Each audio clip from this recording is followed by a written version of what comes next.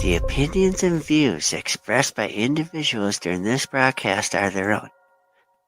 They may not be the opinions of this network, their groups, or other organizations they may be involved with. Ganja my meditation, ganja my brain. Ganja we take away my stress and strain. Ganja my meditation, ganja in my brain. Marijuana take away my stress and pain. Ganja my meditation, ganja in my brain. Marijuana take away the stress and pain. Ganja is the medication, ganja is the cure. Police of them a fight the marijuana for sure. Purify me heavens and they make me feel pure. 100 way to Cali, we be bring it on tour. Ganja in the meditation, ganja in my clothes. No offense, I'm smoking another one around you. Ganja in the daily, ganja me currency. Ganja is the currency and daily pay. Give me the revelation, it's not to get too much when it's been growing. So long, that's what we call it. Hello, everyone, and welcome to the Ganja News Update for this Monday, March 4th, here on the NOK Network, the video news podcast focused on cannabis news being reported in mainstream media. I'm joined by my amazing host, Michele. How are you, Michele? I'm good. I have a cold, so don't mind me. If I sound a little bit like Mickey Mouse tonight, but otherwise I'm okay. Yeah, my son got taken down by that too, and I was lucky enough that this is the first time, and I think in history of his 14 years of being alive, that I didn't get sick along with him. So I was just like, yes, because any other time he gets sick, I'm sick a couple of days later, but I managed to make it through this one without being sick, so I'm thankful for that. But it is going around to a lot of people. Yeah, my daughter has it. She works in the school, right, with the little kids, right? And their snotty noses. And yeah, so we're both down with it. It started hitting me hard this afternoon, but I knew I was getting it because I couldn't get warm for the last 2 days. So, and yeah. But I mean, I feel fine. I just got a bit of a head cold, right? So, well, like I said, fingers crossed that I managed to make it through this winter without any kind of major cold, which is, like I said, I think the first time in a long time. So I'm, Oh, yeah. I mean, I'm trying to stay healthy, but yeah, it's hard. It's when you're around it a lot and stuff, it's hard. Yeah. Yeah, that's definitely probably one of the major factors why I didn't get sick, because I literally don't go anywhere this winter, and like I don't have a lot of people over. So other than that, so I'm thankful. But yeah, we'll lead into tonight's stories here. I'm going to bring up the first one, and here, just add this to the screen.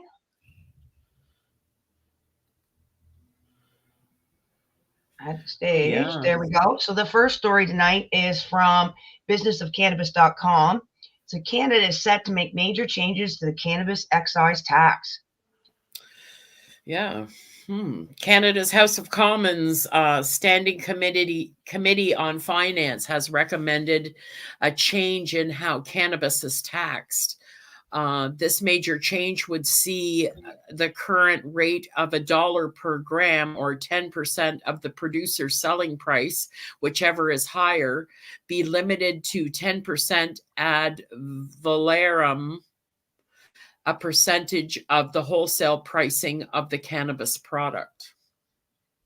According to Canadian cannabis operator Organigram Holdings, who came out strongly in support of the proposals, the current framework means that the tax level is often equivalent to 35% of revenue and undermining competitiveness and growth. A high tax burden in Canada's operators has long been an Achilles heel of its adult use industry, leading to a thriving illicit market and growing trend of Canadian producers selling products abroad to increase profits. It has also caused a huge backlog in payments. I mean, this is the top story in the industry right now, with reports suggesting that as of the middle of last year, some $200 million was owed to Canada, the CRA, and excise tax. This too could soon be about to change as the CRA looks to impose new regulations that would see wholesale payments to licensed producers in arrears redirected to the federal government. According to reporting from MB Biz Daily, the process of garnishing payment, which would effectively prevent those companies from collecting money from their largest wholesale customers, is an unprecedented move, one that speaks into the severity of the situation in Canada. Well, if they didn't charge so fucking much, 35% tax is ridiculous. It's bad. Like, I mean, there's, the bigger guys. I mean, the bigger guys are for the most part in that area, I'm sure, are fine, but man, oh man, there's going to be, we're going to see some hard hits. Yeah. I can say because I've been on the opposite side of the tracks numerous times. I'm no privy to that, or no stranger to that when the illegal market, the illicit market, gangs only charge 20 to 30% protection rate, which is a street tax. So you've got gangs charging less money than the fucking government, and they wonder why the illicit market, or the when they whatever they want to call it, gray area market, or legacy market, is thriving when you've got gangsters charging less money for protection than you do the government to be legal. That, why would people even jump over? Well, and that's what I mean. This is the biggest news right now in the cannabis industry, because we have two stories. Yep. About it's already jumped to $300 million from the first story to the second story. So I mean, that's how fast the unpaid taxes are adding up. Okay, so this one comes to us from our friend Matt at MJ Biz Daily. I'm such a fan. I love his writing. I love everything that he writes and the way he writes. Canada's unpaid cannabis taxes soar 72% to almost $300 million now. So from one story to a next, we've increased by $100 million. Be at the forefront of the cannabis is, oh no, wrong start to the story. Okay, so here we are. This is the second installment of a two-part series about licensed Canadian cannabis producers' unpaid excise taxes. A growing number of Canadian cannabis producers continue to rack up tax debt, which could lead to a meaningful number of companies going out of business if they're unable to make those payments, according to the latest tax data and industry analysts. Federally licensed cannabis producers owed the Canada Revenue Agency, CRA, $273.4 million Canadian dollars as of December 29, 2023, marking a 72% increase compared to the figure from about a year earlier, MB Biz Daily has learned. The number of delinquent companies has grown sharply in recent years. Roughly 259 licensees were behind in their tax commitments as of December 29th, the CRA told MB Biz Daily. The tax levies could be for excise duty, Canada's harmonized sales tax, payroll tax, or corporate income tax. According to the CRA data, cannabis businesses behind in their tax commitments in other years were 12 in March of 2019, 33 in March of 2020, 68 in March of 2021. We're just going through the 5 years of legalization here and who was delinquent. So I'm surprised we're getting this much information from the CRA, but that's great.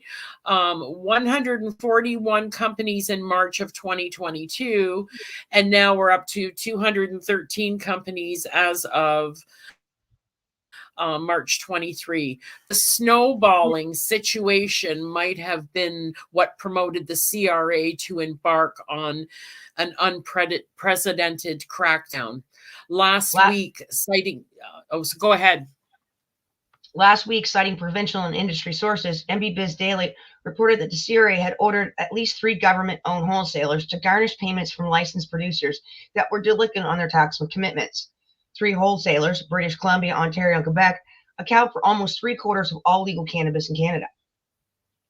The CRA wouldn't confirm those garnishment orders, saying the disclosure of such information could compromise confidentiality provisions of Canada's taxation laws. The tax collection agency also declined to say how many companies were affected. Bina Goldenberg, CEO of Toronto's headquartered cannabis operator Organogram Holdings, says the excise tax rate needs to be lowered. But she also said the industry needs a level playing field to continue to mature. We want all players in the industry to succeed, and the level playing field is crucial to the development and success of a sustainable industry in the long term, she said in an interview with MBBiz Daily. What's next? While some executives have said the Canadian government's increased efforts to collect unpaid taxes are overly aggressive, others suggest the large number of cannabis cultivators and processors is unsustainable, given the industry's current rate of fees and taxation.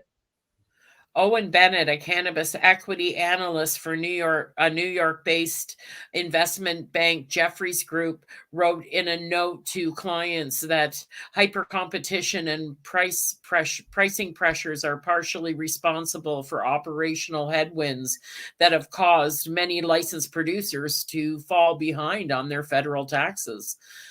To date, lack of tax payment has largely not been enforced by the Canadian government, the analyst wrote. Citing MBBiz Daily's report that the CRA is asking for provincially owned cannabis wholesalers to garnish wholesale payments, Bennett wrote, if this plays out like it's intended, i.e. the government securing payment one way or another, it could result in a meaningful number of the current LPs going out of business. The implications of this could be 1 or more market share up for grabs for the remaining players, and 2, easing of the pricing pressures we have seen in the last couple years. Regional breakdown. The CRA provided a geographic breakdown of unpaid cannabis industry tax. The biggest increase in dollars owed was in Ontario, where the number of tax delinquent cannabis companies increased from 65 to 8 as of December 29th, 2023. The amount owed by Ontario companies doubled from $50.2 million to $100.5 million during the same period. And then there's a chart here that kind of shows the who's what here. Ontario obviously is number one as far as the debt. In Western Canada, the number of businesses with tax debt rose from 93 in January 2023 to 127 almost 1 year later. Tax debt in that region increased 45% from $90.6 million in January 2023 to $131.8 million as of December 2023. In Atlantic Canada, 22 licensees owed $23.4 million at the end of 2023. The debt figure is about to double compared to the start of the same year, although the number of tax-indebted companies increased from 19 at the beginning of the year to 2022 in December. In Quebec, the number of cannabis companies with tax debt rose from 22 in January 2023 to 30 by the end of the same year. Their tax debt tripled, however, rising from $5.9 million in January 2023 to $17.6 million in December. Well, Quebec will always, because their hydro's cheaper. It's cheaper to grow there. So it's not even a level playing field. I think there's a 12 cents difference per whatever it is in hydro. I was reading a story about this the other day, and that's why a lot of the LPs in Montreal are doing really quite well, is because hydro prices are much cheaper in Quebec. So They shouldn't be taking that much tax at all. At all. No. $1, I mean, let's face it, $1 a gram was decided on when they thought they were going to be selling the cannabis at $10 a gram. It should have always been. Why are they doing $1 a gram? That's so fucking amateur. Why wouldn't they do a percentage like anything else to begin with? The dollar gram or 10%, which one's ever more? Fuck that. It should just been 10% right off the bat. They shouldn't even do an extra tax because it don't fucking need it. The regular fucking tax that they take is enough. And look at the stories we read about how much they threw out. So there you go, right? Yeah. So right, yeah, anyway. It's just, you know what I mean? It's a shit show right now. So I feel bad for these companies because they're going to be put under the gun and they're, really it's going to be hard for them. Like I said, at the beginning when everybody thought sunshine and rainbows and everybody was going to be rich from cannabis, that was the $1 a gram that was determined on a $10 a gram sale price. Never was. Well, I can assure you the cannabis is selling for about $3.70, I believe, the last time I checked, average. Last time that weed was average $10 a gram, I was still in high school. Like whoever informed them of that pricing structure back then didn't know what the fuck they were doing. No, because exactly. And that's where the legacy market would have been advantageous to having a voice in this. Because I was working you just said it right there. I was working for medical dispensary in Halifax at the time, just before legalization, and it was already like average price was $5 a gram then. So they were so out of touch because it was half the price and they were predicting it was going to that it was $10 before they even made the laws. Like this was before the laws were even talked about. I was working for that place for about a year before legalization. So this is where we sit now. $5 a gram, and that's in Halifax. Like I'm sure. So this is where we sit now, with a bunch of people with tax bills on their desks about this fucking high, all because of a bad decision that was made at the very beginning. I knew they were going to fuck it up. I feel bad. I feel bad for them. It's, I've dug into this, a lot, and I like to stay informed with the heavy stories in the industry because I like it, and that's why I love to do the news. Is for that reason, is that I love to stay informed. But yeah, it's shitty. There's no other word to describe it. I was reading when legalization first started occurring that they were employing mainly wine and alcohol people in the industry. And I'm like, yeah, they're going to fuck it. They didn't bring in one when they were initially making the laws. They didn't bring in any cannabis experts. It was all experts from the tobacco and wine industry. Well, and look at the significant difference in the excise tax between alcohol and cannabis. It's huge. I don't even know. What is their excise tax? I'm not sure, but I don't even, I'm not 100% sure, but I can, so I wouldn't want to say anything, but I'll do some research and find out before next week's show. I guarantee you it ain't 30%. But there is definitely a huge, and that's the other thing that they're pissed off about, and I don't blame them. Like, that's not right. And one thing I hate is that they say that they got to have the extra tax because of public safety and all this shit. But your main problem of public safety is pills and prescriptions being handed through doctors. So that alcohol, unfortunately. But the main one right now is prescriptions and fentanyl. Yeah. So I mean, cannabis got nothing to do with that shit, and you're trying to tax for public safety. Okay, sure. Yeah. We'll lead into the last or story. To line pockets. In my opinion, 100%. But anyways, whatever. That's again, that's just not right. And I think that when they say hindsight's 2020, I don't think many people, if they knew that this was going to happen, would be would be where they are, you know, You like know, these are Halifax life actually had savings gone, you know, these are, yeah. we actually had a better market, like legal gray area market in Halifax before legalization, because we had all these little medical dispensaries and the cops really couldn't come and raid them because as long as we said we were only accepting licensed people. But the thing is that once you got in there with your ID, like anybody could get it as long as they knew you weren't the fucking cops.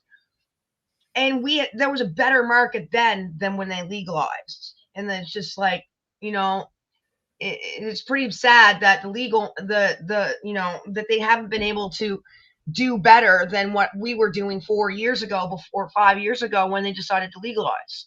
And let's throw this question out. You know, why does the government not want to see anyone succeed in this industry? Because You they're know, trying to that push out all the little guys so that their corporate friends getting all the money is exactly what it is. Because like you just said it before, the big guys can take that cut, the little guys can't.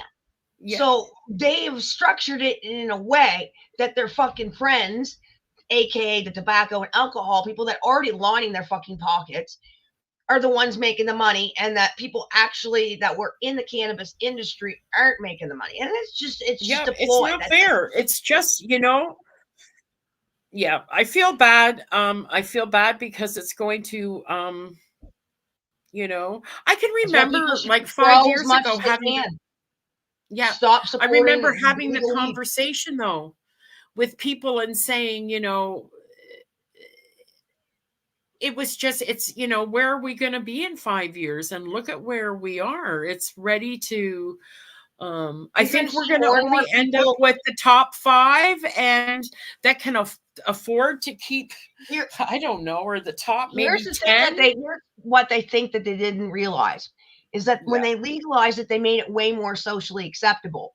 Those people that didn't smoke weed now, and they've even realized that the legacy market is better than the legal market.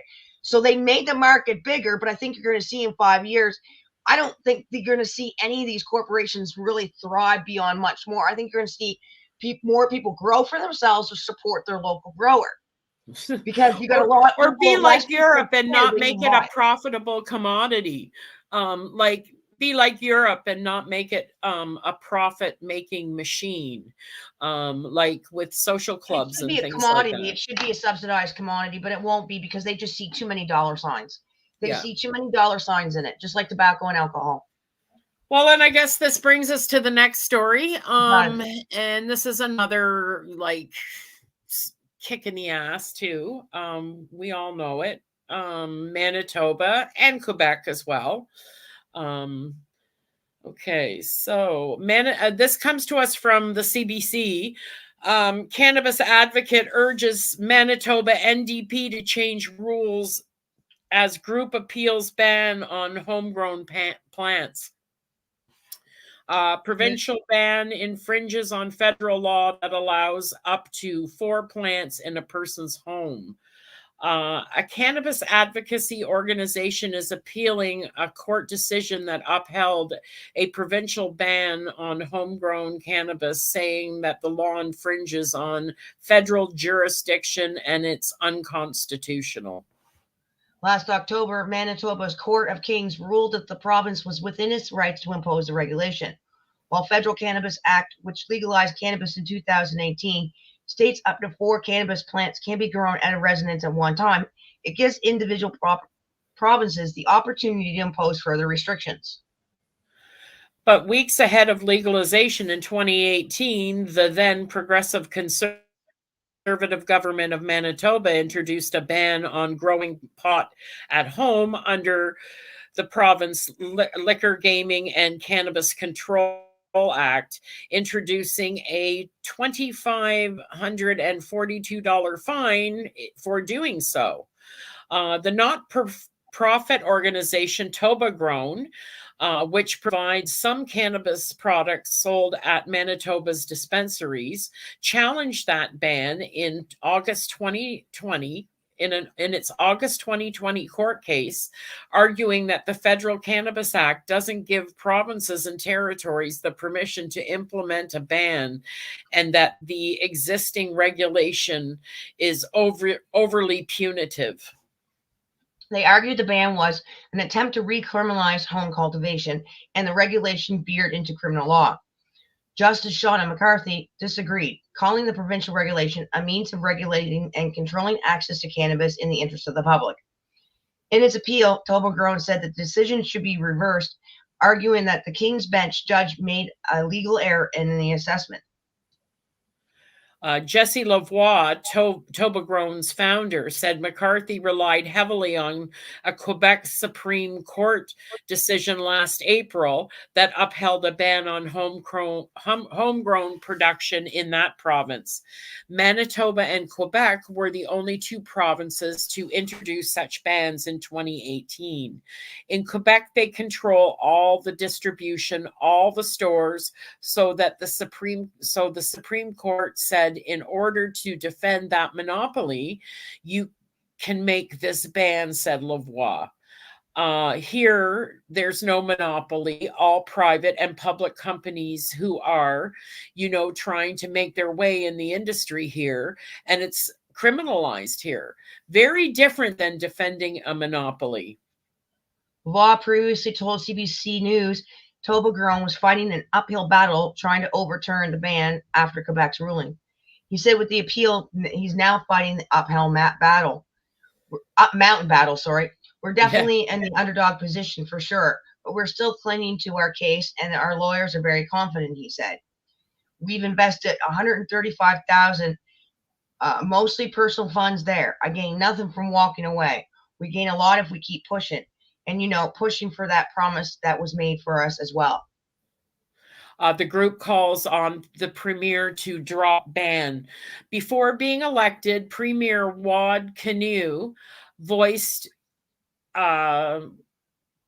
opposition to the province's cannabis rules. In a video from 2021, Kinew can be seen signing Toblerone's banner, wishing the group good luck with their case, which was fought before the courts in late 2020.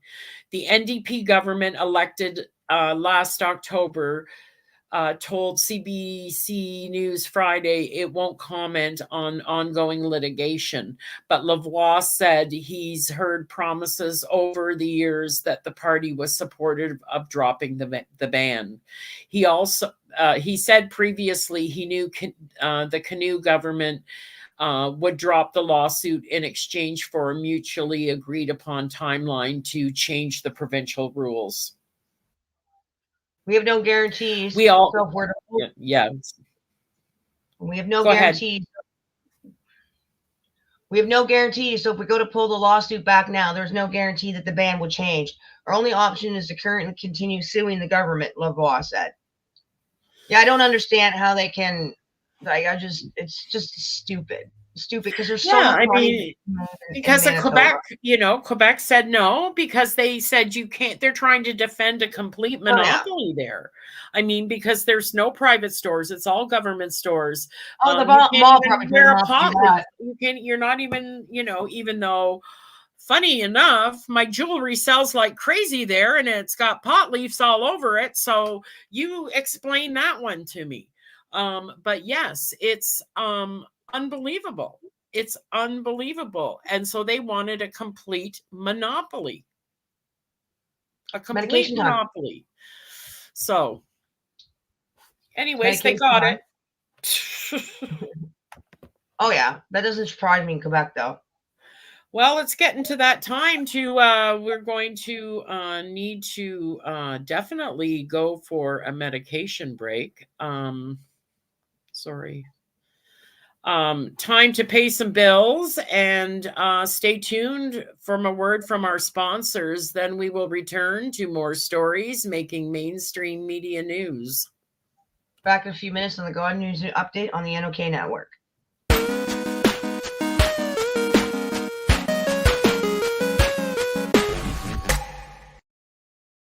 Are you a Northern Ontario resident? Searching for credible information on cannabis as a medicine? No Sir is here to help. Established in 2013, Northern Ontario Cannabis Education and Resources is here for you.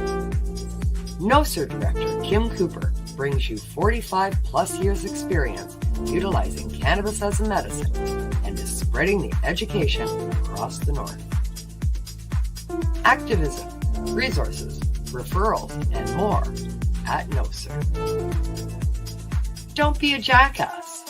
Say no sir to cannabis propaganda with No Sir. Find us at www.nocer.ca.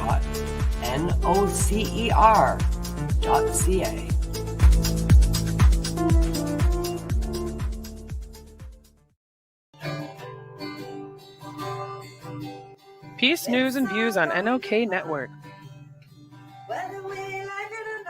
Patients everywhere advocating cannabis evolution with Kim Cooper and Sir Steve-O. Joint hosts interview people in the grassroots and corporate cannabis space across North America and beyond. Sit down with patients, entrepreneurs, lawyers, doctors, and others share their journey with this medicinal plant. So join us for Peace, News, and Views. Wednesdays at 8 p.m. Eastern Time, where all consumption is medicinal consumption on NOKnetwork.com. Follow and subscribe to NOK Network on social media and streaming sites including Facebook, YouTube, and Rumble.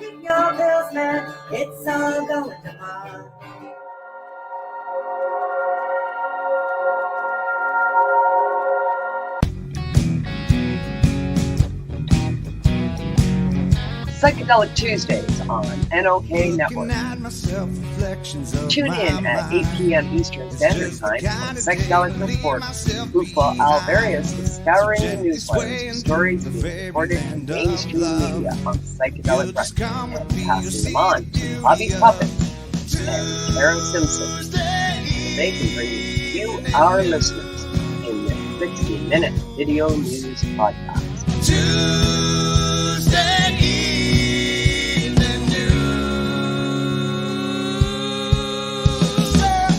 Join us for Tuesday Evening News, weekly at 8 p.m. Eastern Standard Time for all your news and information in the world of psychedelic medicine. Follow and subscribe to NOK Network on our webpage, social media, and streaming sites, including YouTube and Rumble.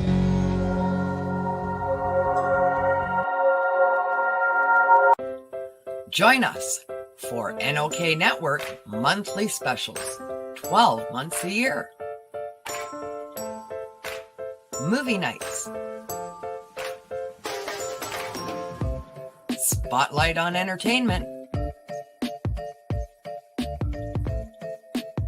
and live on location event coverage. Stay up to date about upcoming programming by subscribing to NOK Network on Facebook, Twitter, LinkedIn, and Rumble. Check out our webpage at www.nokknetwork.com.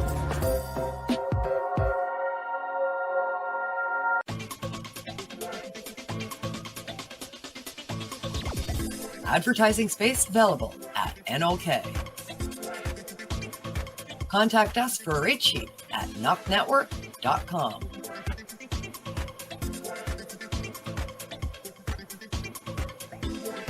Send us a message on our social media platforms or email us at info@nokknetwork.com.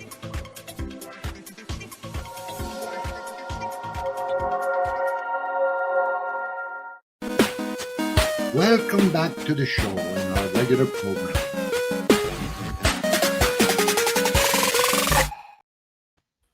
And we're back from our medication session here. Sorry, I'm like back from our medication session live on the Ganja News update here on the NOK Network. Sorry about that. I'm not seeing too well tonight. We have another set of stories coming out. You're making the cannabis news, so let's get at it. Here. Oh, Cheers. Yes.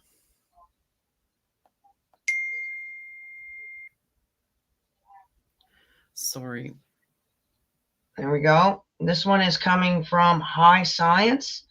Actually, no, sorry, that was the advertisement. Marijuana Moment. It says, why cannabis legalization bill advances. There's a bunch of text. Oh, my Lord. Okay, there we go. Where's the story start? It starts, no. Where the hell did it start? But it's just, oh. Where the hell did I see it? Am I missing? I'm seeing a bunch of screen. Where is the story starting here? Hold on a sec here.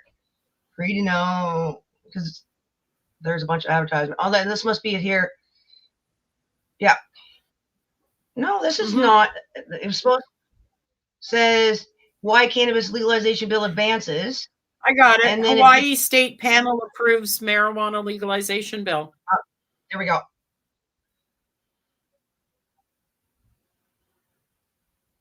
Where's the actual story, though? Is this the story here? No, you got to click on. I've got it, so I'm going to start. Hawaii Senate panel approves marijuana legalization bill, sending it to the floor. This was just published on March the 1st, so this is a recent story.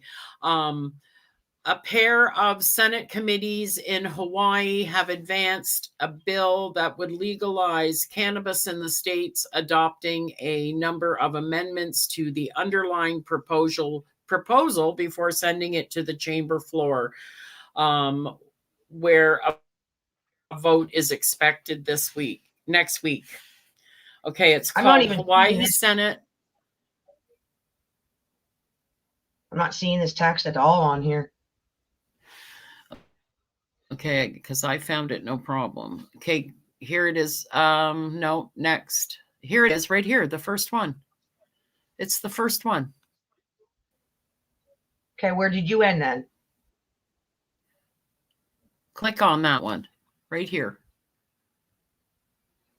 Oh, what the hell? I've never done that before. It's always been the story. Okay, thank you. So okay. last year, the Senate passed a separate legalization bill that later stalled out. Go ahead. Last year, the Senate passed a separate legalization bill that later stalled the House, but advocates are hopeful this year's proposal could get further. Government Josh Green, Democrat, said last month that legalization is a big social issue that remains to be addressed in the state, signaling that they are likely to sign a bill to end cannabis prohibition if lawmakers send him one. There's still more work to be done on this year's more than 300-page bill, which formally introduced both chambers in January and is largely based on legalization plan unveiled by the Attorney General Ann Lopez. One change adopted by the Senate Ways and Means Commerce and Consumer Protection committees on Friday, for example, blanked out all the bill's funding numbers to reflect the ongoing discussion going on at the legislature right now. According to the bill's Senate sponsor, Senator Jared Kulikaholi, who also chairs the Commerce panel. Very good. I couldn't have pronounced that. I don't even know if I pronounced it right, but we'll go with that. I got to tell you something. It was pretty close, I think. The bill SB 335 faces a crossover deadline of next Thursday, March 2nd, meaning a Senate floor vote is likely in the coming days. Other changes adopted at Friday's hearing adjusted provisions around hemp criminal justice and licensing provisions. People with past felonies, cannabis convictions, for one, would be able to apply for licenses and employment in the legal cannabis industry. They would qualify after 10 years from the end of their incarceration, probation, or supervised release. Another change would be approved by the committees clarified that possession and distribution of cannabis paraphernalia would be legal. Kulikaholi told colleagues that the activity is already legal, so they're conforming amendments to existing changes at the legislature has made. The name of the regulatory agency that would oversee the legal cannabis market would modify slightly. The newly proposed name, the Hawaii Hemp and Cannabis Authority, would reflect the body's handling of hemp matters in addition to cannabis. I think we're really close, Senator Tim Richards said at the joint hearing.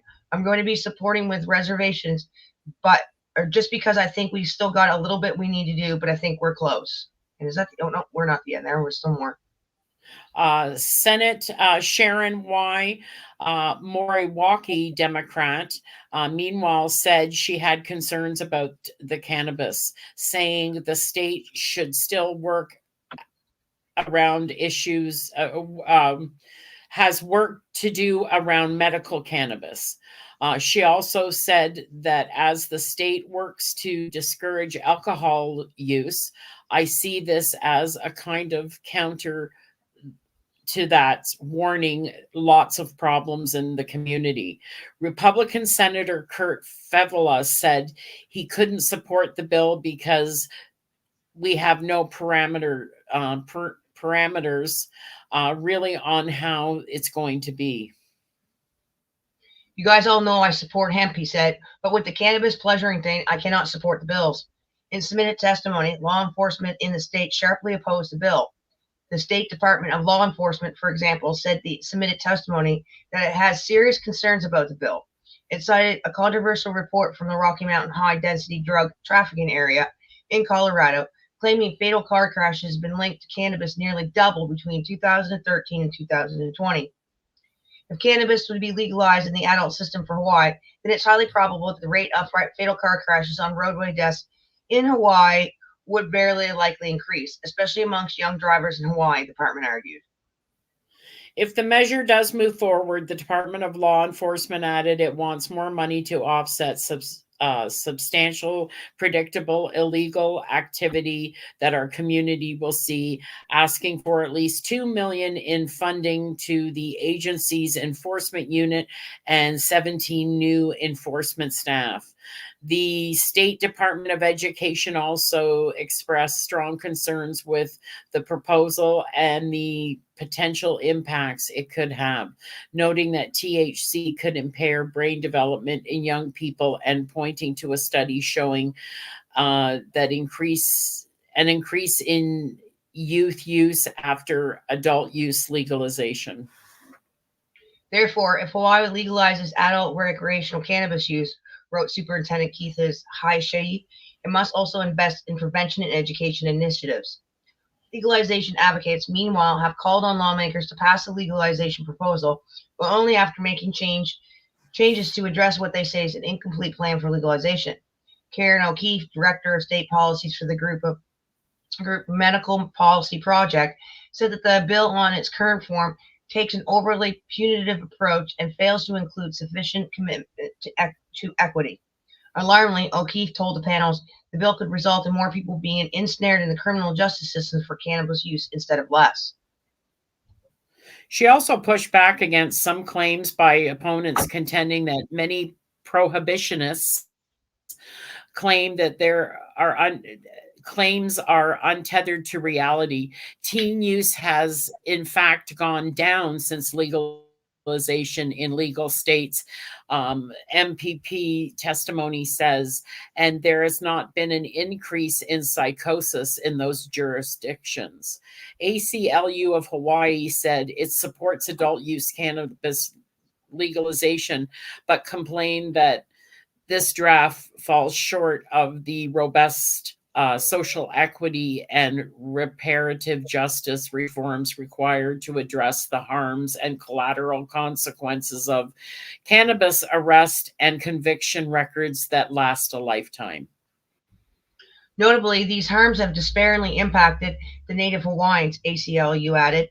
Native Hawaiians do not use drugs at drastically different rates from people of other races or ethnicities, but Native Hawaiians do go to prison for drug offenses more often than people of other races or ethnicities. The number of advocacy groups joined together as part of the Hawaii's Alliance for Cannabis Reform, which also submitted written testimony. In that group, which includes a number of organizations, MPP, ACLU of Hawaii, the Drug Policy Reform of Hawaii, and the Last Prisoner Project, the Hawaii Innocent Project, and Doctors for Drug Policy Reform, among others, wrote that while it's important to end cannabis prohibition, it's crucial it's done in a balanced way. We hardly support protecting health and safety a part of legalization. However, the AG drafted bill singular focus has resulted in an approach that is overly focused on law enforcement and recriminalization that will continue to do life-changing damage to responsible cannabis consumers for behavior that endangers no one. The Alliance wrote, we urge an approach to cannabis legalization that focuses more on revisiting in communities, reparative justice, and building an equitable, inclusive industry that avoids ramping up law enforcement and criminalizing insidious behavior. This is a huge story, long. I'm just seeing. You already wrote. Okay. There's a whole bunch of notes and stuff there. Yeah. It's crazy. To those who oppose, I'll just kind of pull out some key facts here. To those who oppose adult use legalization are not just on the wrong side of history, he said. They are on the wrong side of more just humane and a prosperous future. Lopez, the Attorney General, for her part, said in a written testimony to the Senate, while the department does not support the legalization of cannabis, I am proud of what we've presented here today. This is a responsible, moderate bill, she wrote, that thought to balance the myriad of interests with significant known and unknown yeah, risks. And then the rest after that just goes down to all the details of the actual bill. So we don't need to go into every one of those point details. No.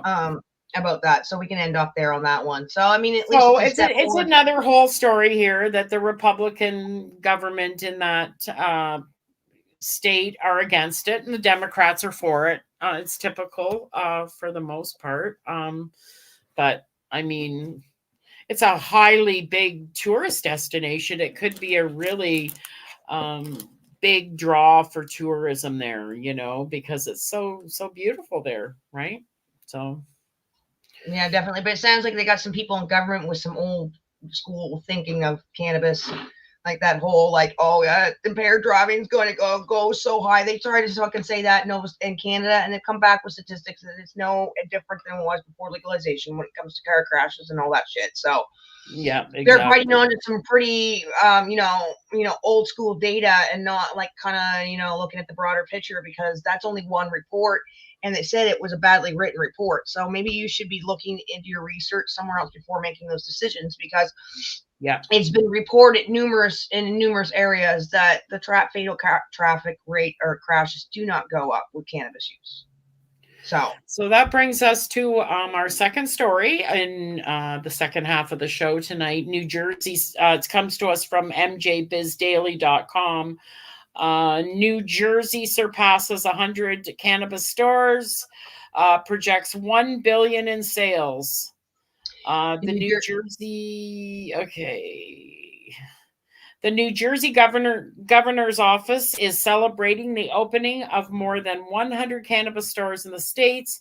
The New Jersey Cannabis Regulatory Commission, medical cannabis dispensaries, and adult use stores, according to a news release. The Commission's executive director, Jeff Brown, said he expects regulated cannabis sales to exceed $1 billion in 2024, according to Iceland-based outlet news NJCom. In 2023, adult use sales in New Jersey totaled more than $673 million, and MMJ transactions were more than $99 million. While adult use sales launched in 2022, the total New Jersey market was projected to be worth $2 billion. Multi-state operators who are already operating in the medical market were first received adult use licenses. More recently, critics have alleged regulators aren't processing license applications quickly enough, and that New Jersey's fledgling adult use market is caught in a doom loop. Reaching 100 cannabis dispensaries is a huge milestone that shows that we are headed in the right direction, Government Phil Murphy, a Democrat, said in a statement. As we continue towards our goals for the cannabis market in New Jersey, I'm grateful for the Cannabis Regulatory Commission and their dedicated work and leadership to this critical area of our economy.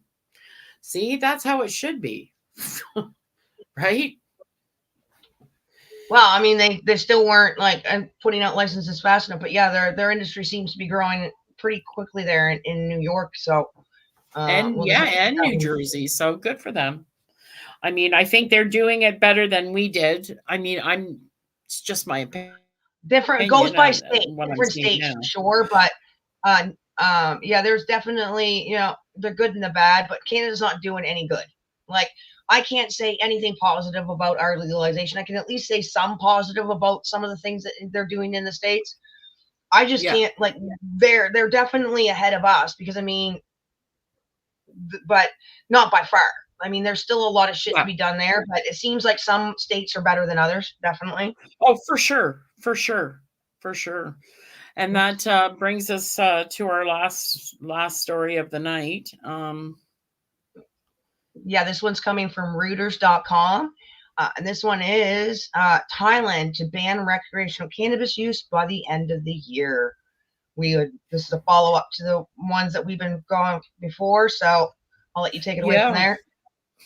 Thailand, this comes from Reuters, February 29th. Thailand will ban recreational use of cannabis by the end of this year, but will continue to allow it use for medical purposes. God. The health minister told Reuters in an interview, after Thailand became the first country in Southeast Asia to free up medicinal use in 2018 and then recreational use in 2022, tens of thousands cannabis shops have sprung up in the industry, projected to be worth up to $1.2 billion by next year. Critics say piecemeal rules were rushed out and adopted within a week of decriminalization, and the government has drafted a new law to regulate cannabis use that is expected to take effect by year end. The draft bill will go to cabinet for approval next month before heading to parliament to be passed at the end of the year, Health Minister Cholan Surakamu said. Without the law to regulate cannabis will be misused, Cholan said Wednesday, referring to the recreational use. The misuse of cannabis has a negative impact on Thai children, he added. In the long run, it could lead to other drugs. The previous government had failed to push legalization through parliament before the general election of last May, leaving Thailand with an umbrella law to regulate its use. Cannabis shops that operate illegally will not be allowed to continue, while homegrown cannabis will also be discouraged, added Chalon, who put the number of legally registered shops at 20,000. In the new law, cannabis will be controlled plants, so growing will require permission, he said. We will support cannabis cultivation for the medical and health industry. The draft law specifies a fine up to 60,000 baht for recreational use, although selling cannabis for such use and participating in advertisement or marketing of buds, resin, or extract or smoking devices face jail terms of up to a year or a fine of up to 100,000 baht or both. It also toughens punishment for cannabis farming without a license, with jail terms ranging from 1 to 3 years and fines up to 20,000 baht and up to 300,000 baht. Import, export, cultivation, and commercial use of cannabis will also require permits now, the minister added. The government, recognizing the economic benefit of the cannabis industry, would give businesses time to adjust to the new regulation, Cholnan said. Such shops could operate until their licenses expire and convert to legal cannabis clinics if they follow the new rules, Cholnan said. According to the new regulation, that would have, adding that the new regulation would have no impact on tourism. Well, I don't know. I think they've built quite a big. I think it's going to be very hard for them to take away. Roll it back, yeah. Yeah, I really do. I think. And I mean, people that I even follow on social media that are doing business there seem to think that the media is blowing a lot of this up. So I guess we're going to have to wait and see. But see, what they're doing is what happens. But think, once you've What they don't opened realize they're Pandora's doing box, is, it's though, close it. well, what they're doing is, though, the people that are open now, they're going to have their customer base before they try to roll back. So they'll just go underground and they'll still have the people that are going to buy from them. That's what happened to a lot of the the medical dispensaries here in Nova Scotia when legalization hit. Those guys just went underground. They just went and opened websites, but because they still had all their clients from operating, those people remain loyal to them. They don't need to advertise anymore. So they just went more underground and just didn't take on new customers. But they're still operating. They're just more quiet about let's face it, it's almost like a not really a glitch that happened, but when they talk about an umbrella, it was in between elections, and so that's how it all kind of came to be, right? So obviously the outgoing person was fine with it, the incoming person not so fine with it. But like I said, it's going to be hard to close that Pandora's box, I think. Not to mention, like, it seems to me that they have a beautiful industry there, like, lots of consumption spaces, and they do lots of events, and like, it seems to be a fairly, and if 20,000 stores are registered, I think it's more than all of Canada. Yeah, I'm starting to think that maybe the government saw oh yeah, and now they're going to, it just seems fishy to me, the whole kind of thing about it. And then, like I said, just seeing people that I know that have, not that I necessarily know, but just, seeing activities from social media as far as the industry there. It actually seems very lovely to me and peaceful. So it's too bad. I mean, I really hope that that's not the case. But I remember there was kind of a little bit of hubbub saying that they were going to possibly take away the cannabis in Amsterdam too at one point.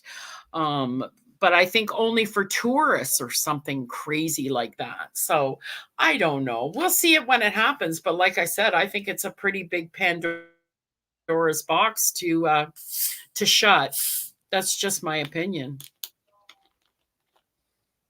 But that's the end of the we'll just keep following up with that one. I don't think we're going to hear much of that one until the end of the year, but it's the end of our show. So I'll thank you for joining this week on Ganja News Update on the NOK Networks, and tuning into our video podcast on NOK Networks Rumbled on YouTube pages as well as our social media sites. Sorry. We hope you enjoyed your update on mainstream media coverage of cannabis news, information from around the globe. Many thanks to our sponsors for making the show possible, and thank you to my joint host, Michele, and to your listeners for joining each week on Medication Mondays with the Ganja News Update. Ganja my meditation, ganja my brain. Ganja we take away my stress and strain.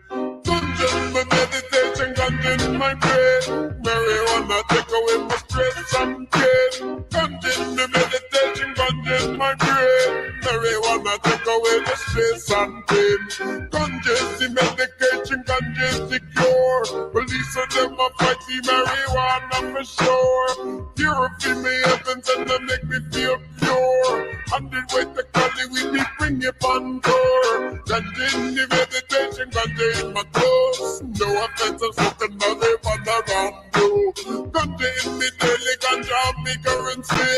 Ganja is the currency and daily pay. Give me the revelation, it's not to get too much credit and throw